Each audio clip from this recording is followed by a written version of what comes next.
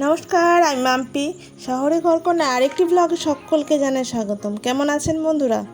আজকে সকালবেলা উঠেই ফুল তুলে নিলাম। আজকে সকালটা খুব সকাল শুরু হয়েছে।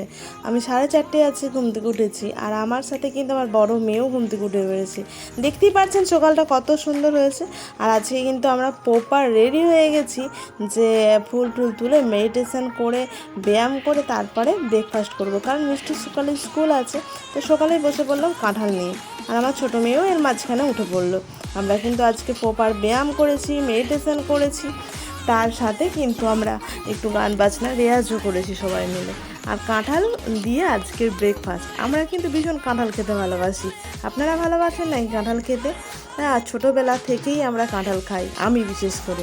তো মিষ্টু কাঁঠাল খেয়ে স্কুল চলে গেল। মিষ্টু কাঁঠাল খেতে খেতে কাঁঠালের রিভিউ দিচ্ছে, দেখুন কেমন। হ্যাঁ, এখন চিবাতে ব্যস্ত। এইদিকে মেয়েকে রেডি করে দিলাম, মেয়ে চলে গেল স্কুলে। আর সকালে যেহেতু স্কুলটা হচ্ছে, খুব সুবিধা, এসে খেলাধুলাও করতে পারে, আবার দুপুরে রেস্টটাও নিতে পারে। সকালে স্কুল হলে এটা খুব ভালো। আমার তো সকালে স্কুলটাই পছন্দ। তারপরে কিছু জামা কাপড় কেচে দিয়ে গেছিলো মাসিমণি, আমাদের মাসিমণি মানে কাজের মাসিমণি, সেগুলো মিলে দেওয়া হলো। আজকে রোদটাও বেরিয়েছে, বর্ষাকাল বলে একটু বোঝা যায় না, জানেন তো। মেঘও ধরেছে অথচ রোদও বেরিয়েছে। নিচে নেমে এসে দেখি দুই বোনে পাপার অফিসে বসেছে, পাপাকেই ঝাঁটি দিয়েছে, দিয়ে পাপার অফিসে কাজ চলছে। ওর বাবা বলছে, জানো, আমাকে তোমার ছোটো মেয়ে ওর চেয়ার থেকে সরিয়ে দিচ্ছে, যে তুমি সরো, আমি বসবো। দেখতে পাচ্ছেন কি কীর্তি। আবার পাপার কম্পিউটারে চালিয়ে দিয়েছে ওদের পছন্দ মতো জিনিস। এদিকে আমিও রেডি হয়ে নিলাম। এত গরম পড়েছে, এত গরমে বেশি রান্না বান্না করব না, অল্প স্বল্পই রান্না করব। তবু আজকে রান্নার মধ্যে আমি মাছ রেখেছি, শাক রেখেছি আজকে মেনুতে। আর হচ্ছে মিঠাইয়ের জন্য একটু ডাল সেদ্ধ, সব রকমের সবজি সেদ্ধ আমি উনানের মানে গ্যাসের মুখেই বসিয়ে দিয়েছি। গ্যাসের মুখে বলবো না, মানে ভাতের হাঁড়ির মুখেই বসিয়ে দিয়েছি।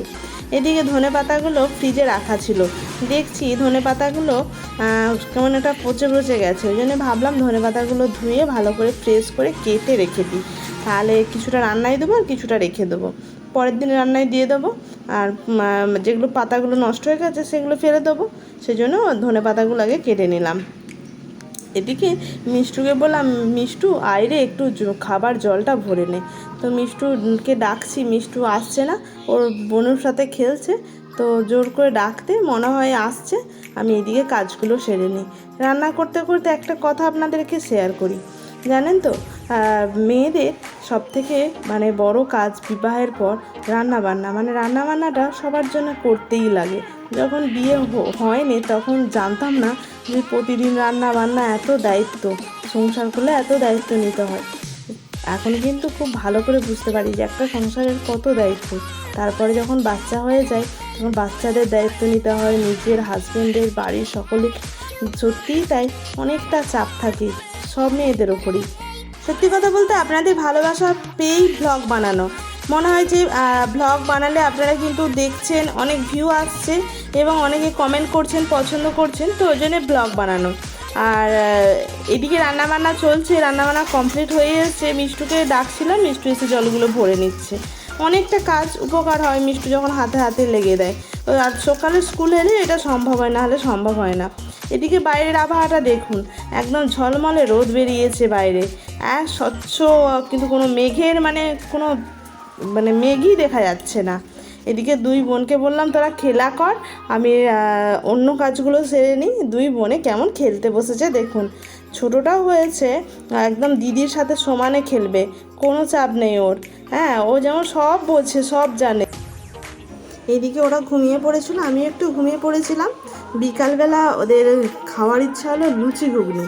আমার বড় মেয়ের বায়না, তো ওদের জন্য লুচি ঘুগনি তৈরি হচ্ছে। লুচি ঘুগনি তৈরি করার জন্য আমি কড়াই আগেই ভিজিয়ে রেখেছিলাম।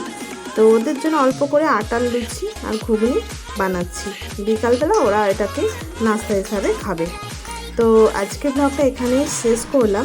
নেক্সট কোনো ব্লগে আবার দেখা হবে আপনাদের সাথে।